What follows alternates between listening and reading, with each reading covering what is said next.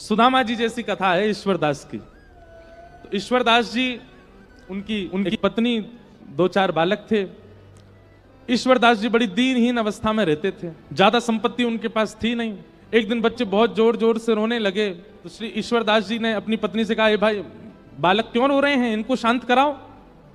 तो पत्नी ने कहा, इसलिए रो रहे हैं, भूख लगी है, घर में अन्न नहीं है, दाल नहीं है, चावल नहीं है, कैसे पवाऊं इनको, इसलिए रो रहे हैं बच्चे। ईश्वरदास जी ने तुरंत अपने बालकों को गोद में लिटाया और कढ़ाई चढ़ा दी, उसमें जल डाल दिया और ऐसी कुछ सामग्री डाल करके बच्चों को बोले, देखो दाल पक रही है, खाने को मिलेगी, तब तक चलो हरिनाम सुनो।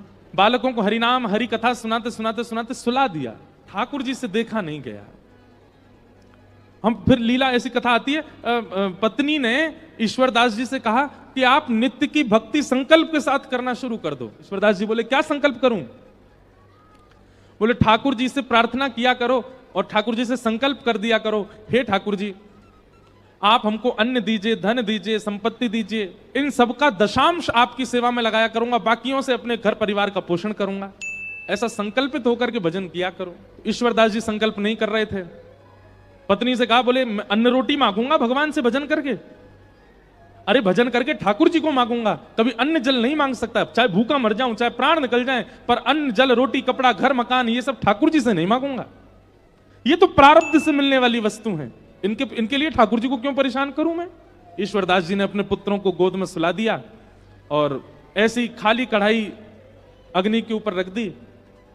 ठाकुर जी ने जब ये दृश्य देखा तो देख करके ठाकुर जी सह नहीं पाए, रोक नहीं पाए, प्रकट हो गए। वो शंख चक्र गदा पद्म धारण करके जैसे ही ठाकुर जी प्रकट हुए, ईश्वरदास जी ने प्रणाम किया। भगवान ने प्रसन्न होकर के कहा, वरदान मांगो ईश्वरदास, क्या चाहिए? ईश्वरदास जी बोले, बस एक ही वरदान दे दीजिए। क्या? कि मेरी पत्नी के चित्त में, मेरे बच्चों के चित्त में और मेरे चित्त में आपसे मांगने के लिए जो भी इच्छाएं प्रकट हुई हैं वो सब खत्म हो जाएं।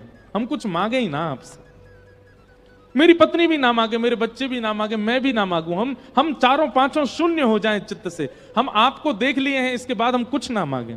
ठाकुर जी इतने प्रसन्न हो गए ईश्वरदास से, ईश्वरदास को उठा करके स्वयं चूल्हा पे बैठे और चूल्हे पे बैठ के अपने हाथ से स्वयं ठाकुर जी ने खिचड़ी बनाई और खिचड़ी बना करके पत्नी बच्चे ईश्वरदास को पवाई अपने हाथ से बना करके।